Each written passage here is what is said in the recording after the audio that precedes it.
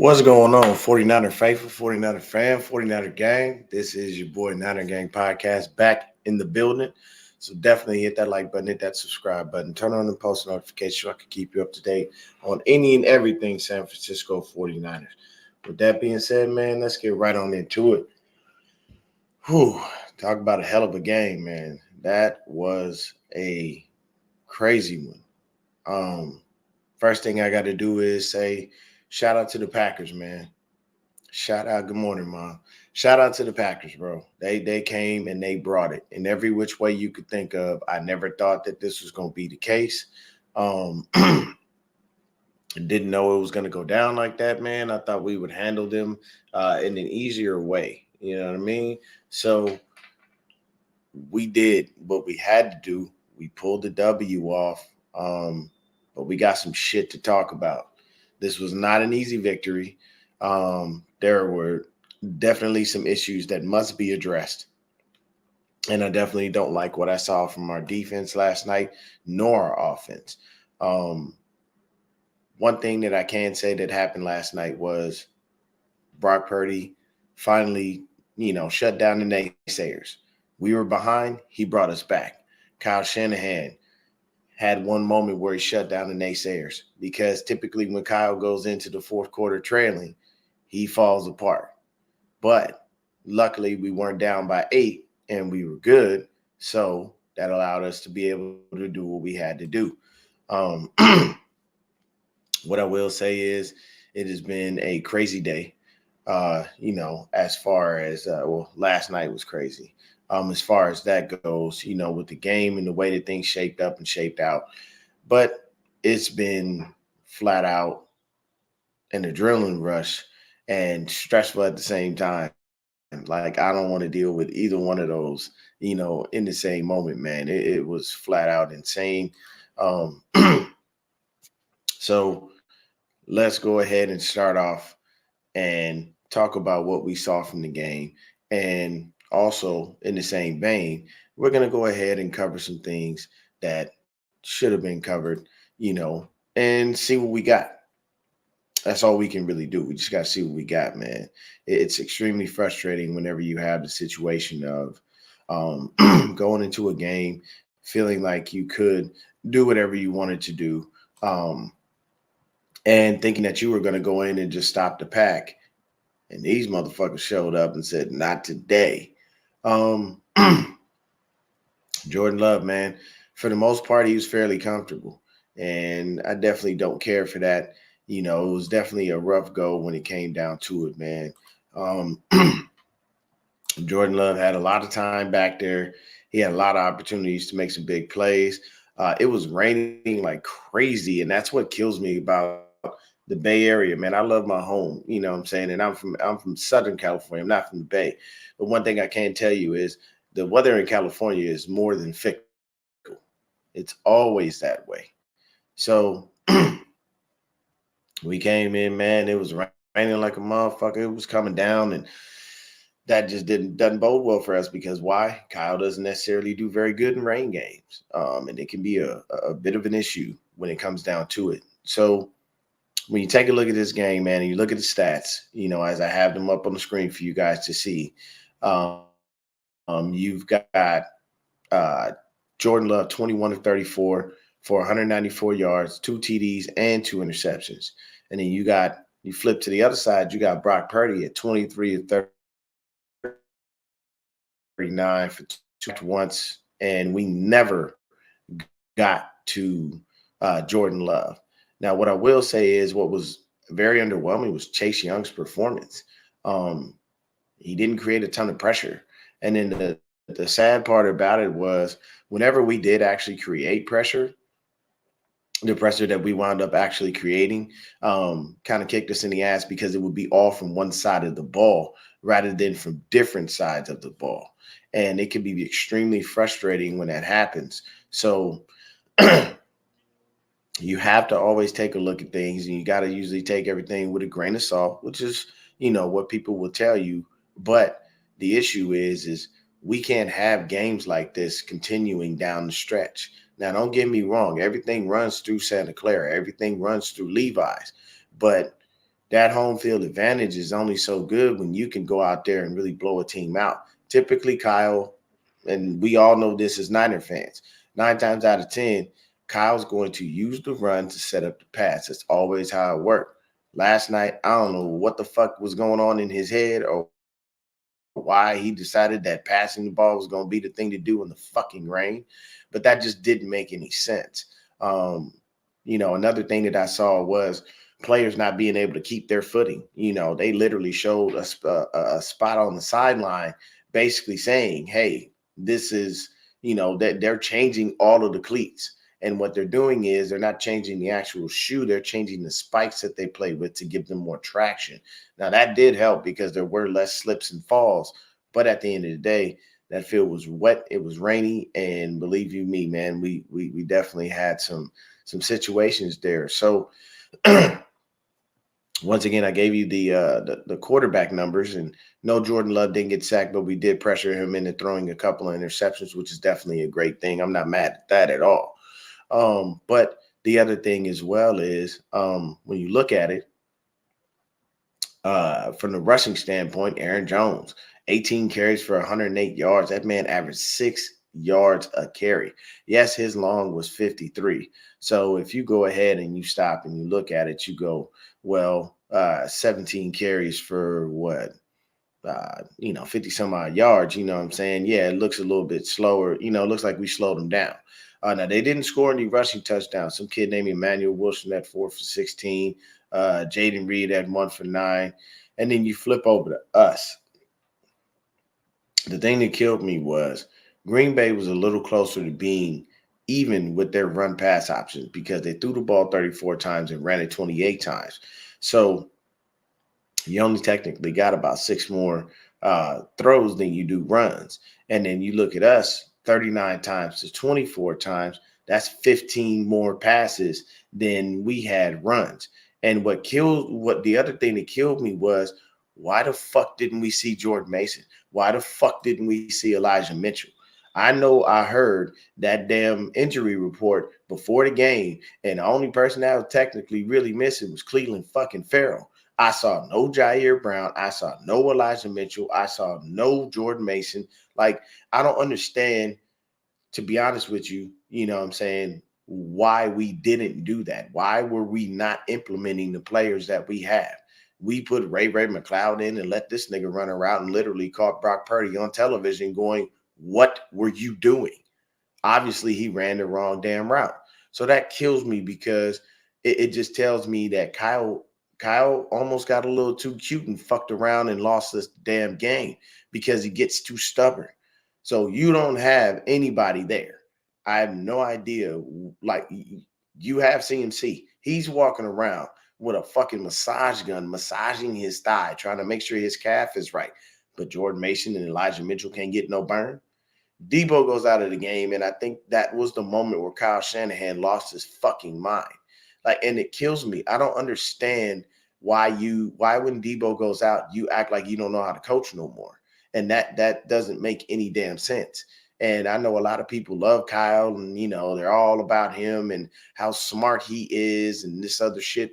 Let me explain something to you, man. Kyle has a really bad ego, and he gets in his own fucking way a lot. It is not uncommon for him. He will do that every chance he gets. And it frustrates me to no end because I just can't deal with that.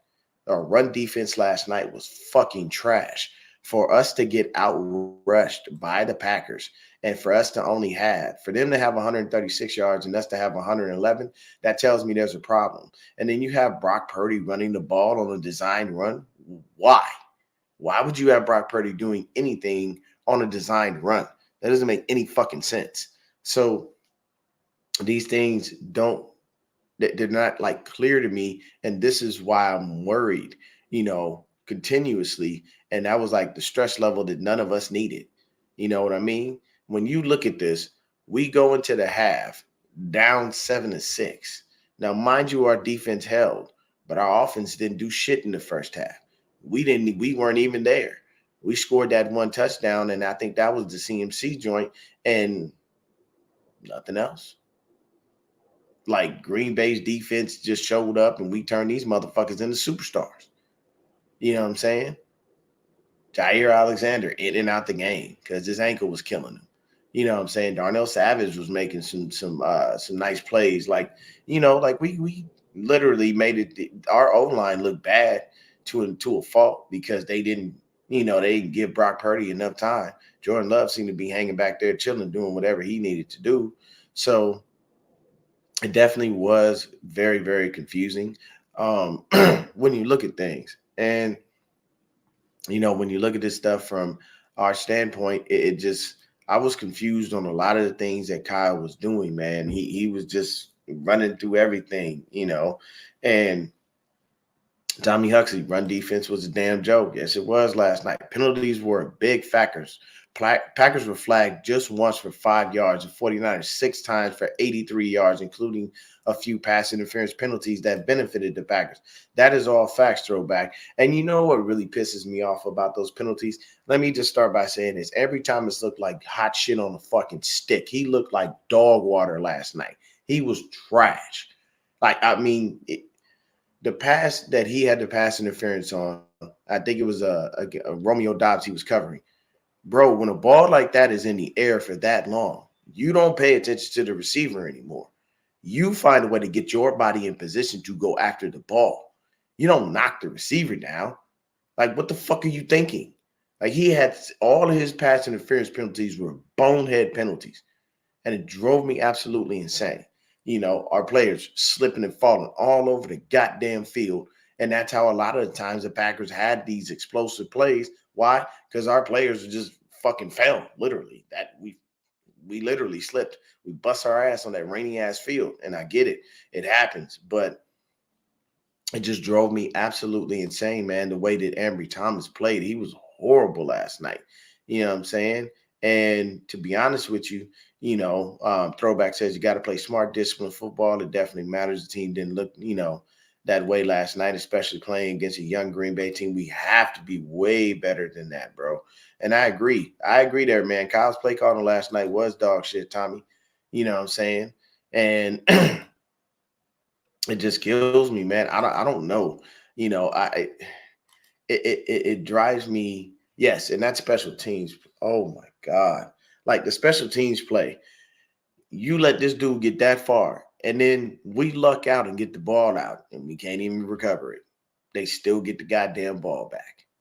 And I love the pile and trying to rip it out, but it was clear on the replay that this dude was down, and that ref saw that. So it just I'm never understanding what Kyle does, and we definitely won an ugly game, man. We won an ugly game. My bad. Yeah, you're correct. My bad, Tommy. We went into halftime up 7-6.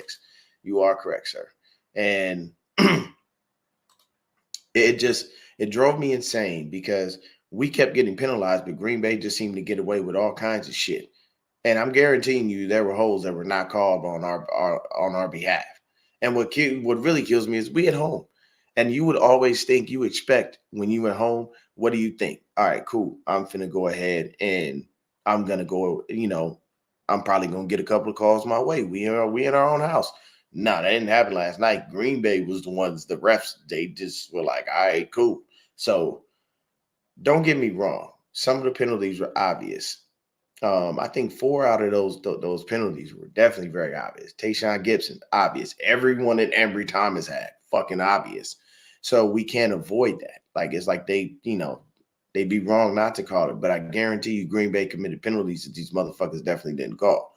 So it always kills me whenever we wind up in those situations where we're the ones that don't get the call. And the other team just magically had a clean game all fucking game. Nah, man. You've even seen former offensive linemen go on shows and say there's holding on every play. It's just not caught all the time. You just got to be smarter about it. And that's the truth of it.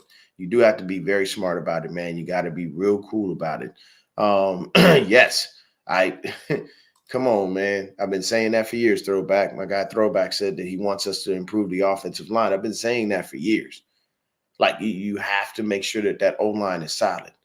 And we, 9 times out of 10, we draft anything that has to deal with the lineman, it's a defensive lineman on a consistent fucking basis. And I'll never understand what's going on, Roy Boy. I'll never understand why we always decide to pick up 5 million defensive linemen and 1 or 2 offensive linemen and think that we just finna make it through the season okay, when we know that we're one of the most injured teams in the league. Now, mind you, we're healthy. We are. But once again, some people were AWOL. No Jordan Mason, no Elijah Mitchell. Jair Brown obviously was good to go. Why the fuck didn't he play? Why was Logan Ryan in? Like, these are things, these are questions that we have. Like, where were these people? Christian McCaffrey isn't the only running back we have.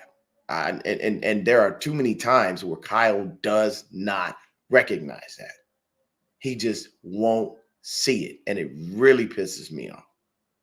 It's like you have to force feed him, and he's the only back that can do it, and no one else can. I'm sorry. Isn't Elijah Mitchell healthy? When healthy, Elijah Mitchell's usually a fairly good option. Hasn't Jordan Mason shown you more than enough to tell you, hey, man, look, I deserve to be on the field? Like, what? There are times, and I get it. I know everybody's going to be like, we won, we had to come back win. Why are you upset? But we have to cover the whole game, people. We don't cover just the great parts. We have to look at everything as a whole. And I think that's what a lot of people get lost in. You look at the moment. We have to look at everything, because that can be detrimental to us in the next game or even in the Super Bowl. If we play run defense like we played against Green Bay, allowing them to have almost 200 yards rushing, we're going to get killed if we play a team that runs the ball well. Yeah, I remember we played the Ravens, right? Yeah, I remember we took an L in that game, right? The Ravens, 9 times out of 10, want to run the ball. That is their thing. They will run the ball with 30 different running backs along with Lamar Jackson mixed into it. But if they're coming with a game plan just to run the ball on us, and we keep playing piss poor defense like that, yeah, it's going to be easy for them to go ahead and take us out. We cannot go into another game playing run defense like that. That was horrible. We have to be way better at that. There cannot be another game where we allow 136 yards on the game. You know what I'm saying? As far as rushing. And then when you look at Green Bay, look at the situation for them when we go over to the passing stats. You know, Green Bay receiving, Romeo Doubs, 4 for 83. Jaden Reed, 4 for 35. But like, these weren't crazy, but it was those explosives that, did it. Bo Melton had a catch for 19 yards. I don't even know who the fuck Bo Melton is. Never even heard of this guy. I didn't even know he was even in the fucking league. Jaden Reed, who the fuck is that? And this motherfucker caught a 27-yard pass. Romeo Doubs had that 38-yard joint where I think that was Mooney that slipped, if I'm not mistaken.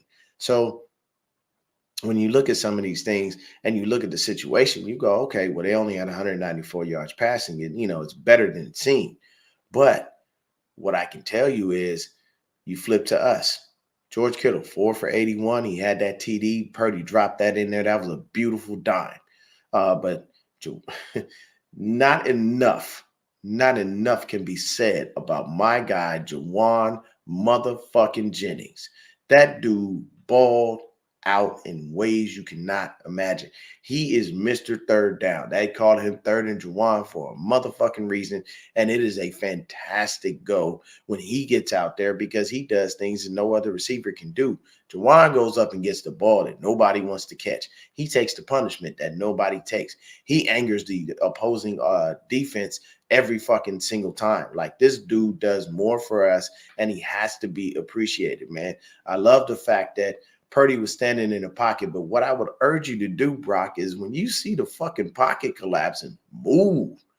Don't sit there and allow yourself to be sacked or allow yourself to be, or allow your throw to be moved off. If you see the pocket collapsing, you need to either get up in there, and if you're going to run, just take the fuck off. The hesitancy, that 1 second hesitation winds up getting you tackled.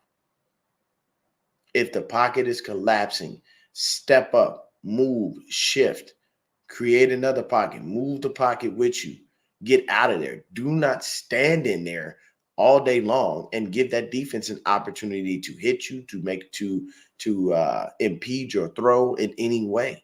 Move, bro. It's not that bad. It's not that hard. You move all the fucking time. He be moving and grooving all damn game. You know what I'm saying? I didn't see very many bootlegs from Brock Purdy, which is a staple that Kyle has put in, and it usually opens up a great thing because the play action pass happens, and the next thing you know, somebody's wide open. You know, like there was just so many things that were confusing last night. But once again, back to the stats. JJ, 5 for 61. He had caught 5 out of 6 targets. BA, 3 for 32. CMC, 7 for 30. Debo Samuel only had 2 for 24 because he was just, he wound up getting injured early in the game. And then that's another question mark. What happens with Debo? What's going on, Carcast? What's going on, Bashar? But I don't understand it. Like, I get what happened with Debo, and I know he was pissed off. You could tell because Debo gets very straight face. But once again, I'm giving credit to the Packers. They had pressure on us all night. That Packers defense was real, and that Packers offense was real too. I definitely can tell you that much, man. I appreciate and love our team, but man, Packers came through and they weren't fucking around. Now, we shut Aaron Jones down in the pass game. That man had 3 catches for 8 yards, so that was a good thing. Then you look at it, man. The Packers had 2 fumbles. Didn't lose either one of them. We were hoping for that. You know what I'm saying? We were hoping we could get one of those fumble recoveries. They did recover, 2 fumbles on their own. And we didn't have any. It's nice that we didn't have any, but we could have recovered 1 or 2, at least one of them joints. We definitely needed. So when you look at the defense and you look at what's going on, man, Dre Greenlaw out there, 8 tackles, Fred Warner, 7 tackles, Mooney, 5. We had 4 tackles for a loss. We didn't get any sacks. We had 3 passes defense and 2 interceptions, both by Big Play Dre, man. So you got to give Big Play Dre some love, man. That dude, hey, man. Big Play Dre showed up in ways you can't imagine. The only thing I would say to you, Big Play Dre, is get your ass down. Fuck are you doing? Why are you running? Why are you trying to get a touchdown, bro? The game is over. Intercept the ball, lay the fuck down. We can kneel it out. We do not have any reason to go out there and try to be forceful and fuck around and lose a game, bro. Like, man, scared the shit out of me, continually just trying to run and trying to make a play. I love it. You know what I'm saying? But that's definitely one of the great moments. And yeah, I agree with you, Bashar. That's one of the great moments in 49er history. You know what I'm saying? Yeah, man, we did. We gave up 6 yards of pop in that run game, man. It was not bad. And I got to agree with you there, Throwback. I give credit to Matt LaFleur, man. Good on the offensive line. He does what he does, man. And that offensive line protected Jordan Love very well. I'll give him that much, man. But yeah, man, we had that, and Bashar says, I'm telling you, he's Big Play Draymond Greenlaw. And I mean, hey, look, Big Play Dre is our Draymond Greenlaw. He will go to bat for us. I think we actually have a Draymond Greenlaw on the defense and the offense. For defense, it's Dre. It's literally Dre Greenlaw. But on offense, it's Juwan motherfucking Jennings. He's not playing. And if you fuck around with his QB, he will punch you right in the fucking face and not think twice about it. So, it was a hard sell last night. I definitely love it. It give you a couple more grades and whatnot. Jesus Christ, all that stress that they have that they bring on you. And I can tell you this, man, it was a game that we all wanted to see, but we did not want the score to look the way that it looked. Like I said, Brock Purdy, silence the naysayers. Hey, I was definitely one of them. The man hasn't been able to bring us back from being down. We have not seen that. No. Do you want to see that at all? No, not necessarily. You never want to be down. You don't want him to be in that situation. But if the situation doesn't arrive, you do want to find a way to make sure that this young man can actually, he can hold up and he can turn the game around and say, hey, look, man, we doing what we're doing. We got this. We are good. That's exactly what you want from him. But in that same vein, If it does not happen that way, it does not happen that way. So I ain't mad at him, you know what I'm saying? Not by any stretch of the imagination. He does what he does. And Jawan is the guy, man. Like that dude, like having him back gave us a lot of peace. Now we got to see what the fuck is going on with Debo because they're probably going to do x-rays and everything and try to get things rolling. I know we'll all be paying attention to the Lions and Bucks game to see who we got to face. I'm not scared of either team, but one thing I will say is I don't I don't want it to be a situation, where we're not defending the run like we did this last game because then that's going to screw us.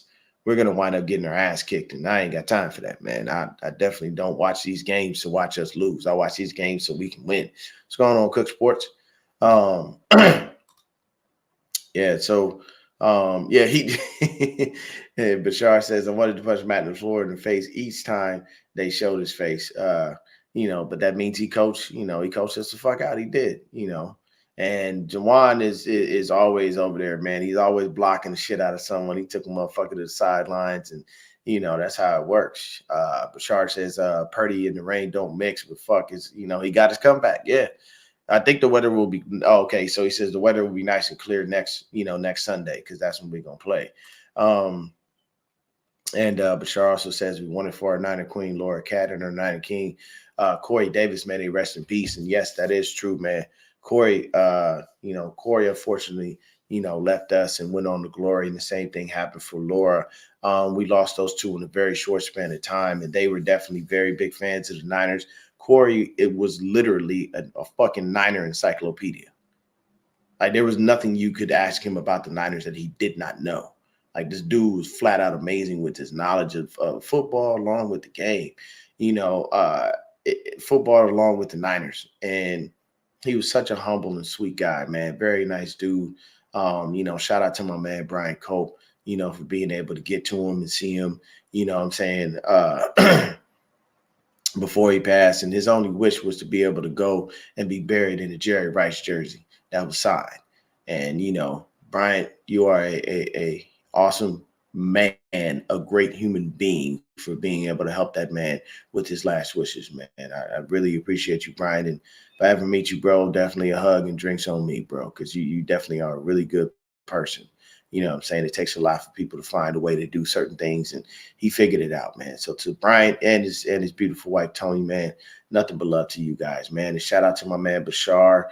Shout out to Mariah.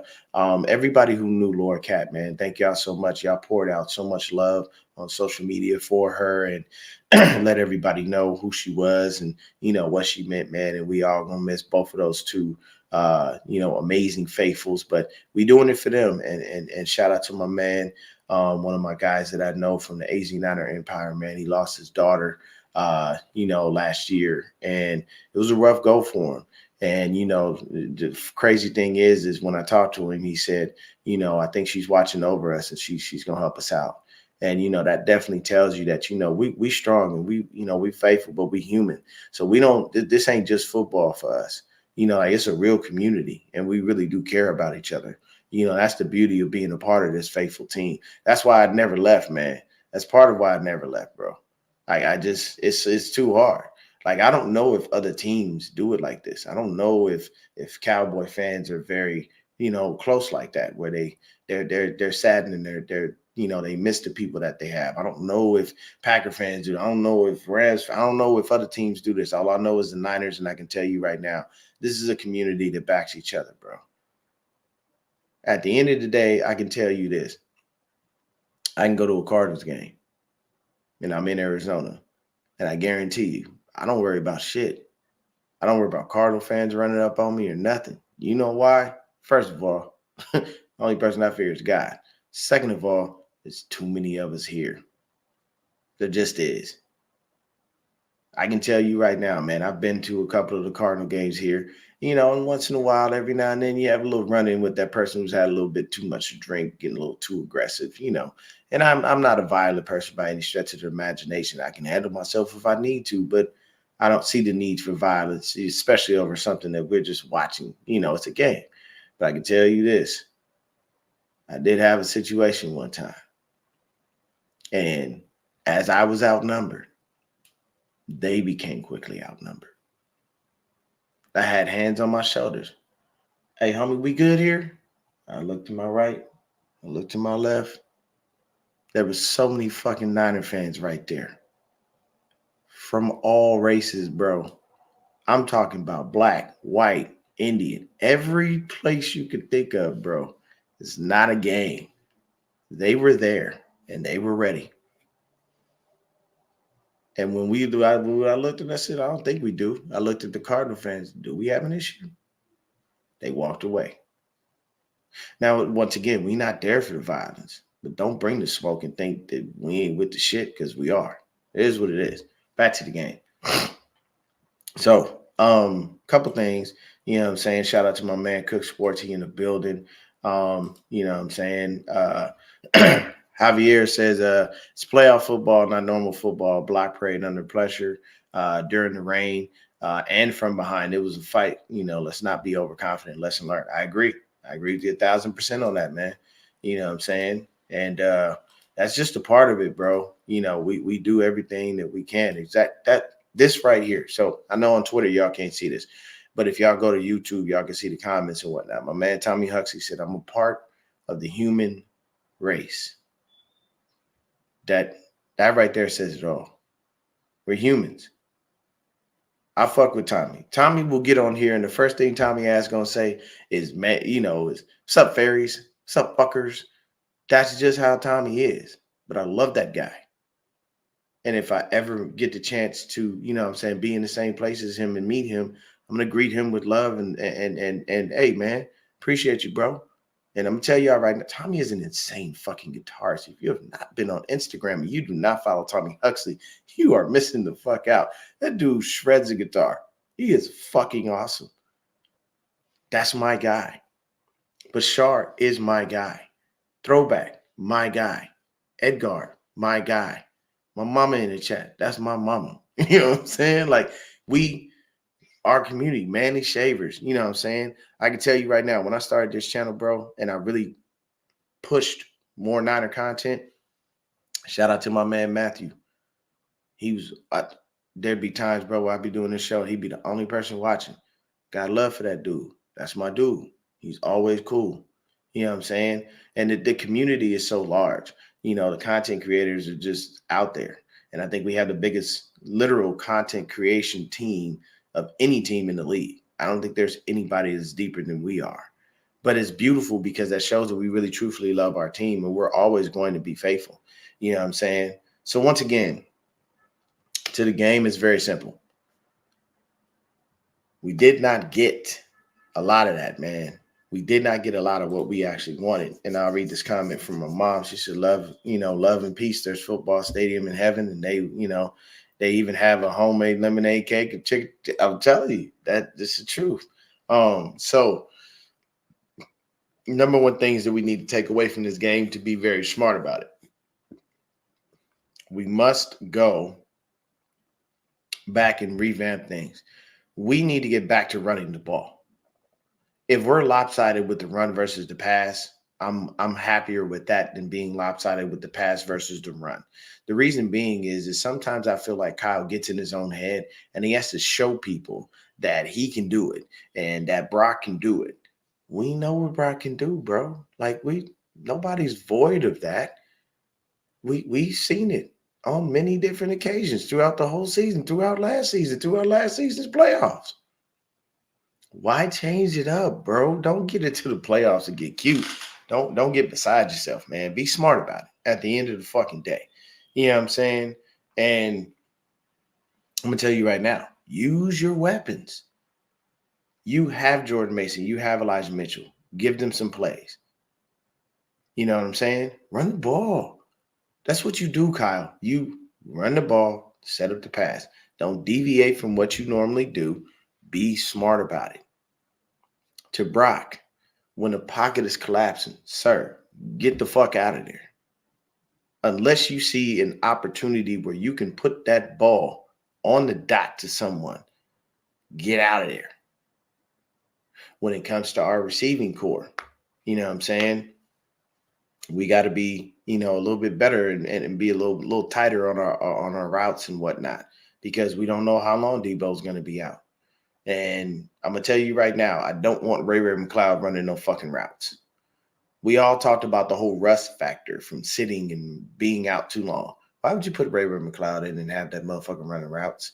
For what? It's very simple. If you lose Debo, go with BA, go with Kittle, go with Jennings. You could have put Ronnie Bell in, and I guarantee you probably would have got better production. Bell has been playing. You don't put in a dude who's rusty and then just in a game where it's raining and expect this dude to run the right route and to remember exactly what you're doing. No, you don't do that. You know what I'm saying? For the defense, your number one thing, first of all, thank God it'll probably be dry and clear next week. Second of all, I am 100% on the side of y'all got to get that run defense together. Eric Armstead looked like him coming back didn't make not much of an impact at all. I didn't even hear his name called. I barely saw him on the field. I know they were probably trying to rotate him in and out, but shout out to Javon Kinlaw, man. Kinlaw has been showing up and showing out, bro, and I appreciate him. He hasn't been getting sacks, but he's been in there. He's been doing what he's been doing, along with the fact that he's great against the run. He truthfully is. There were a lot of runs last night, from both teams where you just saw people slip off of people. It's that way. I don't care what kind of gloves you wear and how sticky they may or may not be and how rain tested they are. When you get into a game, motherfuckers are going to slide off of you. Mooney Ward, I don't ever want to see you go low again. Go up top and tackle a motherfucker. Because that's how they got a first. I saw that. They got a first down immediately like that because what did Mooney do? Instead of him going up top and manning up, he went low. And it's not to say that he's not a man, but I'm saying, like, you got to man up in them situations. When you see a big motherfucker coming at you, you can't always just go low. That's why they jump. That's why these motherfuckers have insane vertical leaps. It's easy to jump right over you because you just went for my legs. Cool. Jump over, boom, keep running. Just got to make sure my footing's right when I land. It's not that hard. So it's definitely a rough sell when it comes to it. But defensively, our pass defense was great outside of the slips and falls that allow these explosive plays that happen. Our special teams has to get better. We cannot allow another run like that. And I do want to talk about this, and I know a lot of people may disagree with me, but I truthfully don't even care, and I'm actually stop sharing the stats and whatnot because we don't need that. But right before the half, extremely disappointing by Kyle because it shows me that he conceded. Now, of course, everybody was telling me, oh, well, he's trying to make sure they don't have any time to get the ball back. Let me explain something to you people. I've been watching Kyle Shanahan since he's been in this motherfucker. Okay, Kyle Shanahan is not always playing chess versus somebody else playing checkers. And I really hate that narrative. And I think it gives him a little too much credit when there are moments where he does ignorant fuck shit and nobody wants to hold him accountable because they're happy and content with the fact that we're actually contenders on a weekly basis. I mean, on a yearly basis, that we're always in the NFC Championship game. It's nice to be in the NFC Championship game. It is. It's great to be competitive. But you know what would be better? If out of those couple of NFC Championship games that we've been in, we could get a Super Bowl out of them. Patrick Mahomes has been in the AFC Championship every year since he started. He has 2 Super Bowls, people. That's not bad. We've been to the NFC Championship game, I believe this is the 4th time since Kyle's been here. We do not have a Super Bowl to show for it, people. So forgive me for being the asshole that always is on his neck about winning the big one, because that's what we need. Because I can tell you right now, we go to the NFC Championship. If we at home, we go into this NFC Championship game and we do not come out victorious, we're no better than any of the other teams lost. These are facts, people. There's no, you don't get a ring or a banner for second place. If you get to the Super Bowl lose, you just lost the Super Bowl. The only thing you can do is say that you were a champion of your conference, but not of the league. And that's what we are looking for as Niner fans. We want to be championships of the league. We want that 6 Lombardi, and he has to deliver. Now, the bonehead shit that I'm talking about is right before halftime, you let all that time run off the clock, and then you allow Jake Moody ass to come in the rain, who likes to kick from the left hash for what fucking reason, I have no idea.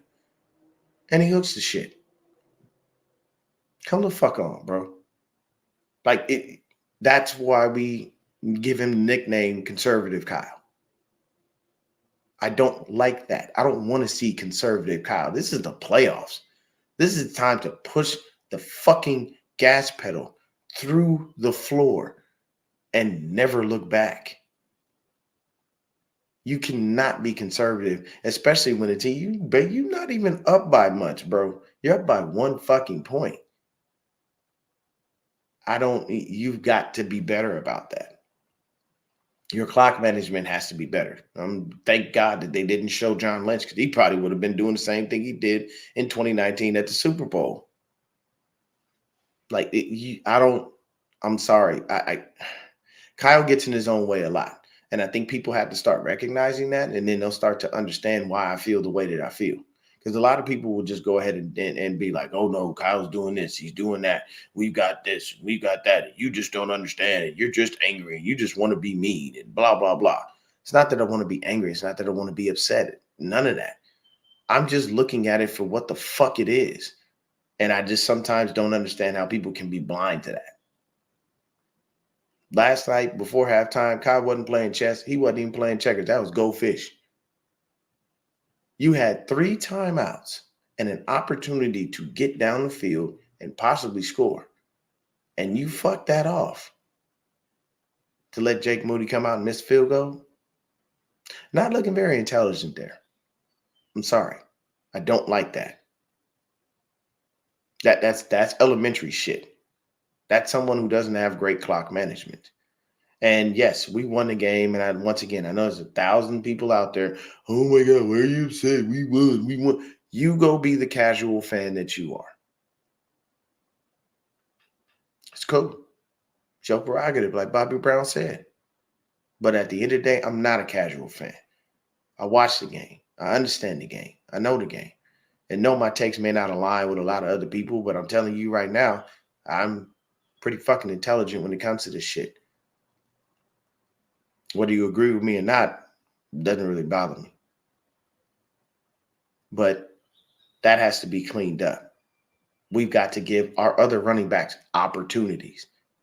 We need answers on where the fuck Jair Brown was. We need answers on why our running backs didn't get any opportunities outside of Christian fucking McCaffrey.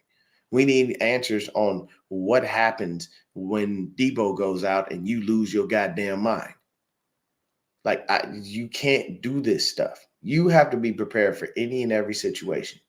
And to be honest with you, when Debo goes out, just remove the plays that you had for him. Nobody's going to run those plays like Debo Samuel, period.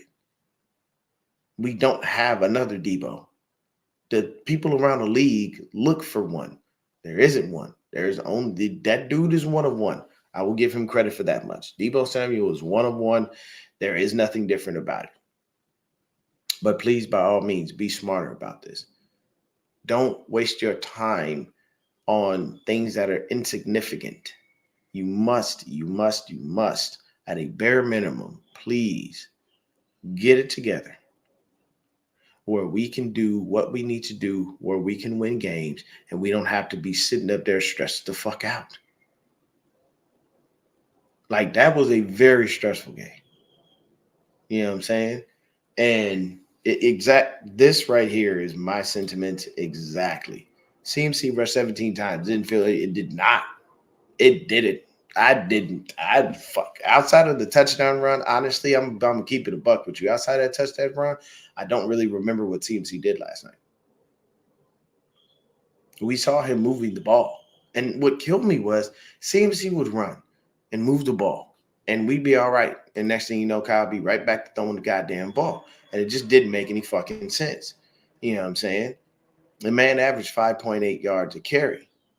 But then when you look at it, you take away the 39 yards, you know what I'm saying? And that's down to 50 on 16 carries. You know what I'm saying? Roughly. Of course, math isn't spot on or whatever. But it definitely was a little confusing. We definitely wanted to make sure that we went into this game and manhandled the Packers, and we did not. We had a fight with the Packers. That was a knockdown, drag out fight. That was a boxing match, and there was a punt. It was punt. There was punching. There was counter punching. There was and there were haymakers thrown, and we just had to do what we had to do. And I can tell you this: when CMC ran in for that fucking touchdown, oh my God, talk about the calm that comes over you. You know what I'm saying? And usually what kills me really is Kyle typically suns his fucking disciples all the time. And he usually does it easily. He doesn't have that many problems. At this moment, Matt LaFleur was like, you ain't finna walk, you ain't finna like punk me. He stood up to him. He was like, nah, man, you ain't finna punk me. You ain't finna have me out here looking like a bitch. I'm finna run through this motherfucker, and that's what you're gonna deal with. So it's definitely a rough go. James Darnell says, it's like Kyle realized LaFleur was going to chew the clock away with long drives and and handcuff Kyle in the pass plays, giving them time they needed. Exactly. Like he just didn't, and I don't understand it. Like so they did what they did, but why would we not run the ball? That's what we're great at. That's what our offensive line is built for. We're not built for crazy pass protection. We're built for run first, pass second, lots of play action. That's what we are. Essentially, that is literally the game plan of the 49ers. You know what I'm saying? We run first, we do play action, and every now and then, yeah, we may have a game where, Brock is just on his shit and he's just throwing it all over the fucking field. But that's not all the time. We have to be smarter about that. So at the end of the day, man, we came out with the dub. We love what happened. Player of the game for me, big play Dre. Definitely on the defensive side of the ball. And then on the offensive side of the ball, Jauan motherfucking Jennings. That's my guy. I'm giving him the MVP for that game because he came through clutch every time. Every catch he caught was a clutch catch. And Jauan is never he's not a first tackle guy. And what I mean by that is if you're the first person to Jauan, the chances of you tackling him are going to be slim to none. And it's only if you're catching him off guard. And even then, he's going to fight for every single yard. Like that dude is flat out amazing. You know what I'm saying? Brock had a good game, but one touchdown over 200 yards. I mean, the numbers aren't overly spectacular, but you do what you do. Definitely a couple of throws that definitely could have been intercepted. And believe you me, we have to thank God for the rain because the rain basically came in and said, hey, we're going to help you out today. Because I'm pretty sure, I think there was at least 3 interceptions possibly thrown by Brock Purdy. And that is not good. Because in a game where it's dry, dudes don't usually drop those passes. You know what I'm saying? And I appreciate everything, I'm saying, that Brock has done for the squad. I love him and it's cool. But I'm going to always, I critique everybody. Nobody is above reproach. And that's what a lot of other podcasts don't have. They have people that are always above reproach. And you can never say anything negative about them or talk down on them because it's the end of the world. Some podcasts will give that to you. I'm real, I'm raw, I'm authentic. You know what I'm saying? So for me, I always and will continue to be the same person that I am. And that's why the people that are here appreciate me. Why? Because they already know what's up. They know what I do. I'm not changing anything up. I'm not bullshitting anybody. I'm trying to make sure that everybody's held accountable and that we all do our fucking job. We have to clean up our run defense. We cannot continue to allow shit like that to happen because we don't want another team to come into our house and run all over us and wind up having us lose the fucking game. Kyle has to have better clock management, and he's got to have better player management. You cannot continue to just keep putting guys in and not paying attention. And I know that typically it's on the actual position coaches to rotate dudes in and out. But I can tell you right now, number one reason you didn't see Elijah Mitchell or Jordan Mason, it's Kyle. It was not Bobby Turner. It was not Anthony Lynn. That was Kyle Shanahan. Like, these are facts, people. So don't lie to yourself. You know what I'm saying? And think that Kyle don't have no say so or that he's not control. He controls everything. He's the head coach. And if he's down on that field, and I can tell you right now, if he sees Jordan Mason there, this motherfucker will waste the time out just to put Christian McCaffrey in. That's how sad that is. And it's not like the backs that we have can't do what CMC can do. That man is a one-man wrecking crew. I get it. Over 2,000 scrimmage yards, over 20 touchdowns on the season.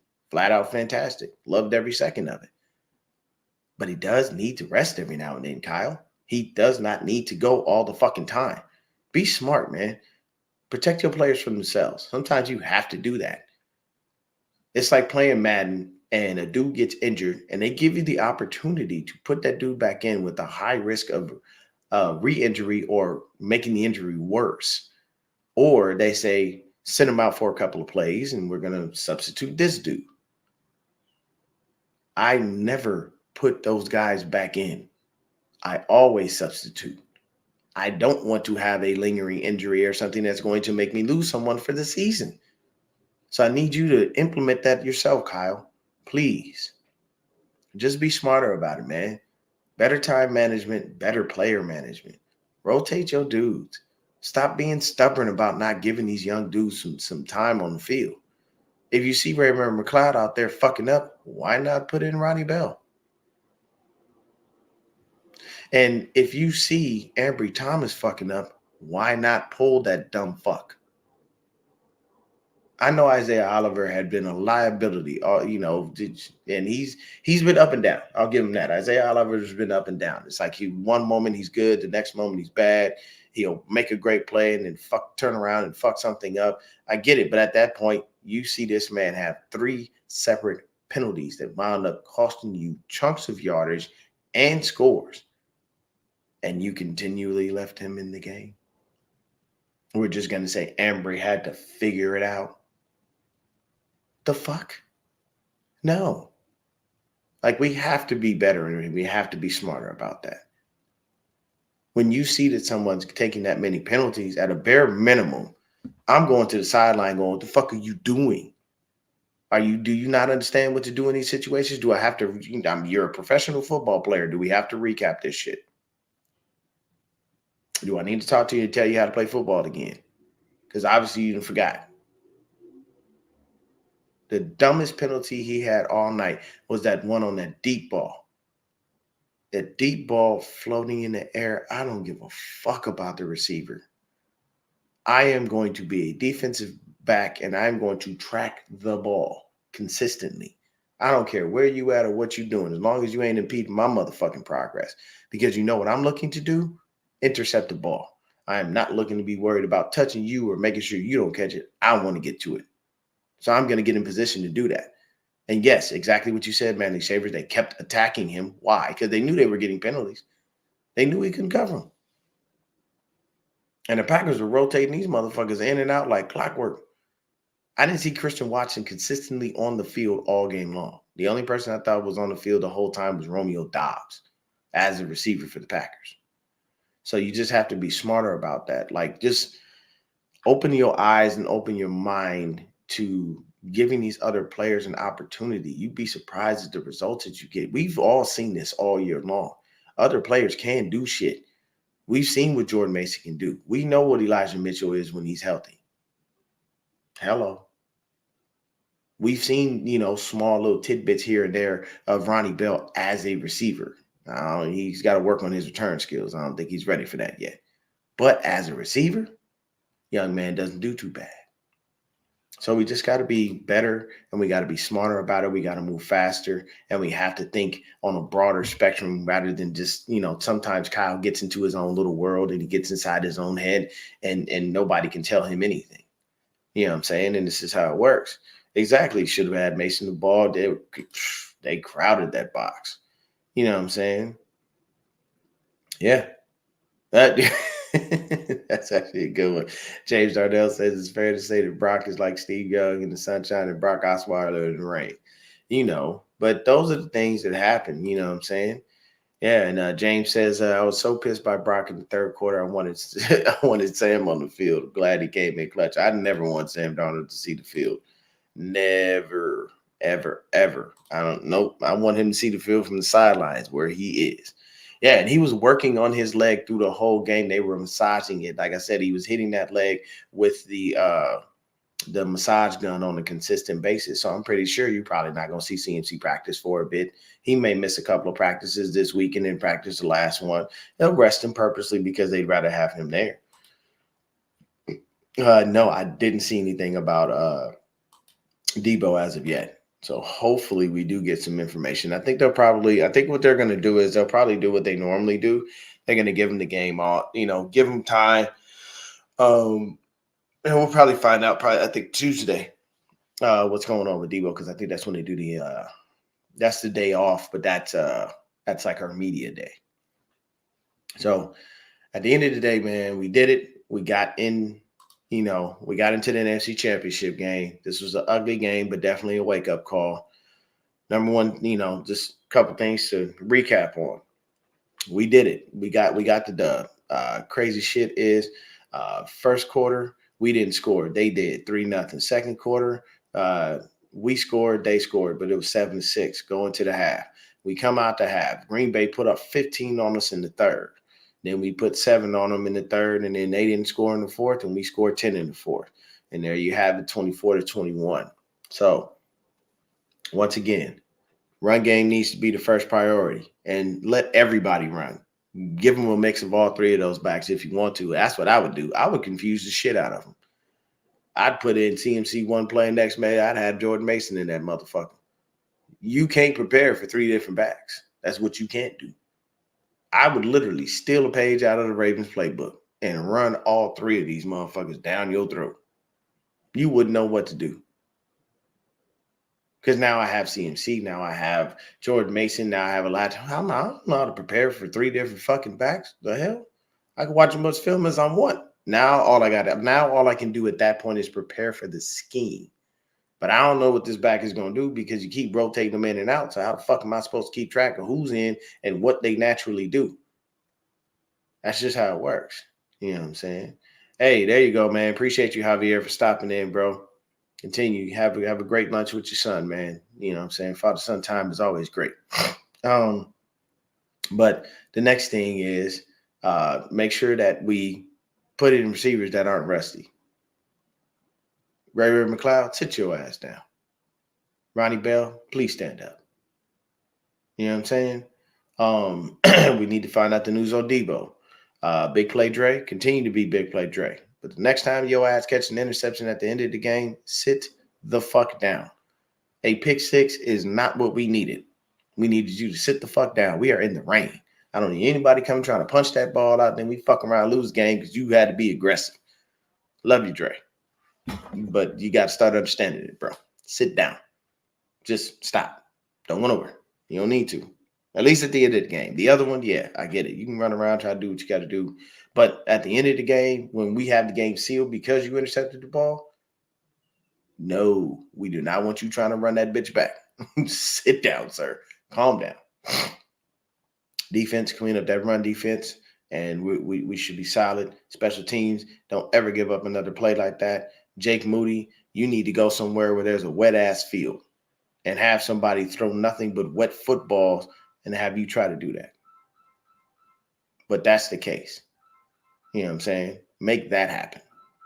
And then other than that, we had a fantastic game. We did what we did. We are the Niners. We won. At the end of the day, Green Bay came in there. Hats off to them.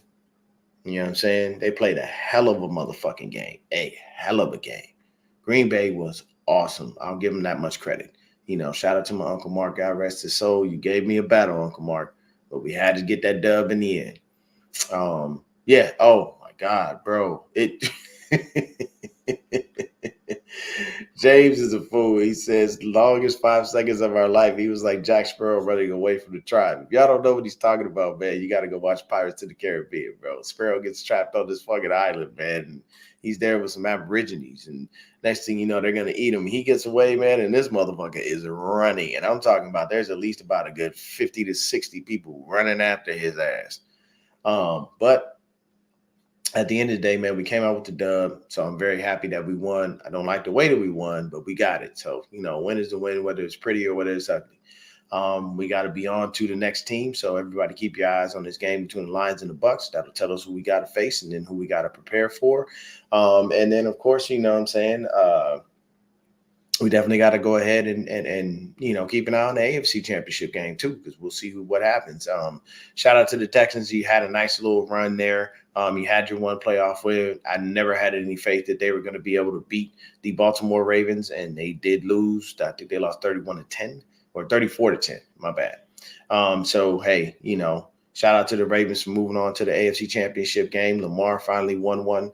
That's the knock on him, that he can't win a playoff game, and he's got to get that Super Bowl ring. Otherwise, he's just going to be a running back that played quarterback and did fairly well at it. That's how the media will perceive him, even though he's definitely more than that.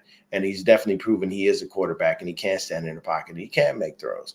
You know what I'm saying? But honestly, his athleticism sometimes overshadows his normal arm talent, because that man can sling the rock. And he throw that motherfucker 80 yards with ease. Like, it's not even an issue. But stay up, stay faithful, stay blessed. I'm out this joint. Got some other shit we got to do. And once again, check out the Madden simulations that I've been running, man. I just let the game do what it does. I'm going to be running some more for the AFC and NFC championship games.